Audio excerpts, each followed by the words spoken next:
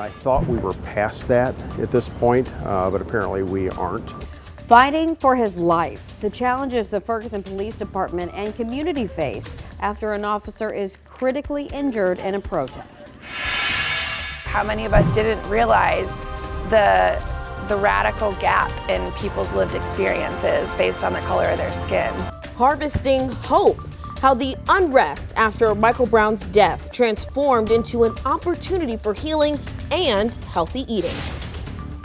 Grab those umbrellas for a wet week ahead. Showers and storms through Thursday, and I'll track when the heaviest of rain is expected in St. Louis.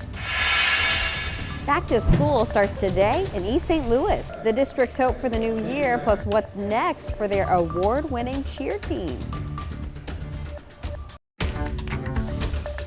This is Today in St. Louis, focused on you.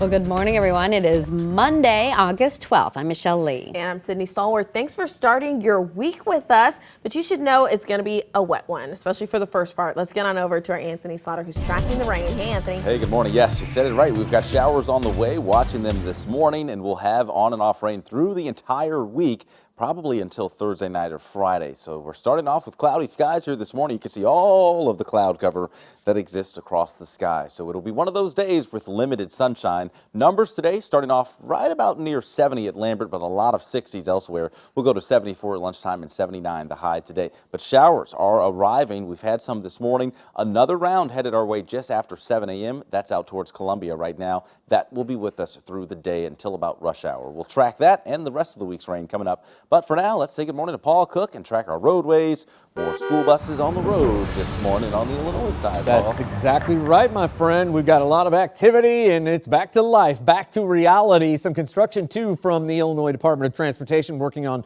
the roads, trying to make Route 3 better, which is also a road that goes quite close to East St. Louis High. This is a little bit further to the north, though, at Niedringhouse Avenue. We're going to be having a little bit of a closure there starting, well, just started right now officially. There's East St. Louis, nearby Route 3 as well. You're going to be dealing with the closure as they're repaving. In the metro, though, it's just 44 westbound at Elm where you have a stall. Otherwise, you're moving. Another take of traffic coming up soon, guys. Thank you, Paul. New this morning, police just confirmed a man was shot and killed on South Jefferson around 10 o'clock last night.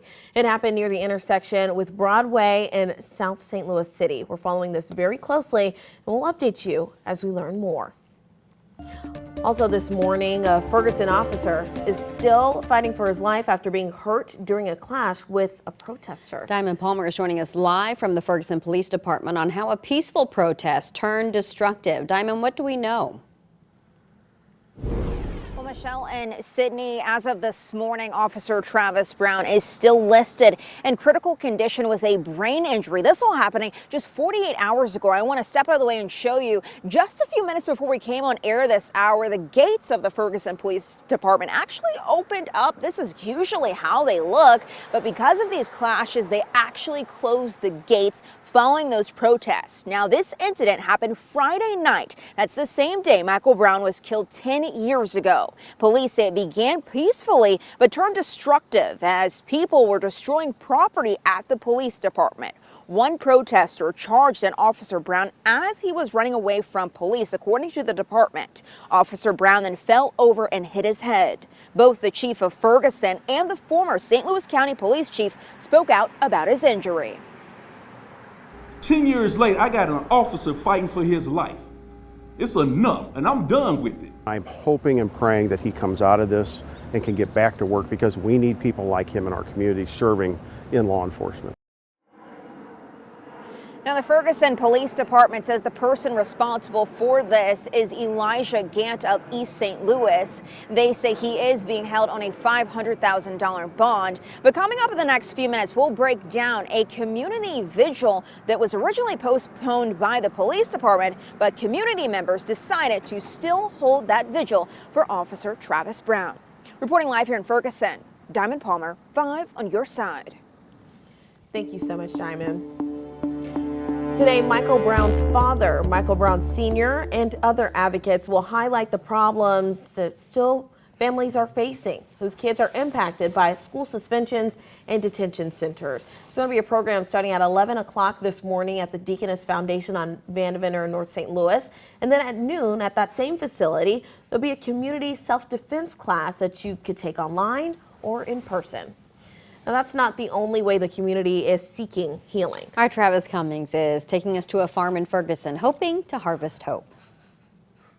This land, there's a lot of healing that takes place here. On the oldest organic farm west of the Mississippi, You guys all got these in your share. Molly Rockaman and Earth Dance Teaching Farm are sprouting up spirits through food. That means people not having adequate access to it, and it also means people needing and desiring the skills to learn how to grow it themselves. North County needed this in August 2014. The farm was in its 6th growing season when a dark cloud was cast on the land. My personal passion has always been about social justice, but even for me, hearing about what happened to Mike Brown was such a wake-up call. The 18-year-old's death and the discord after made Rockaman and her peers dig deeper. Sadly, like how many of us didn't realize the radical gap in people's lived experiences based on the color of their skin. When protesters uprooted the farmer's market, Rockaman kept nurturing the crops outside and what was on the inside. What conversations did we need to have? How could we be a gathering place for the community? How could we be more inclusive? 10 years later, the farm is a foundation, rebuilding lives in Ferguson. 500 people have graduated from the farm's garden training program. So now people are actually being paid to do the apprenticeship program because they are contributing labor. Earth Dance invites young people to learn on the land and visits them at school. There's a pay what you can farm stand. The produce being grown here supplies food deserts. What once was a sad moment for farmers in Ferguson, now a steadfast mission to sow seeds. So we just try to mimic nature and figure out how can we create symbiotic relationships that really create abundance and allow people to flourish.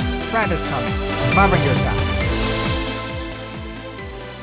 Well, for months, our newsroom has worked diligently with the community to capture the growth and rebirth happening right now in Ferguson. You can see it for yourself in our new special, Race, Listen, Learn, Live, Voices of Ferguson. It airs next Thursday, August 22nd at 7 o'clock.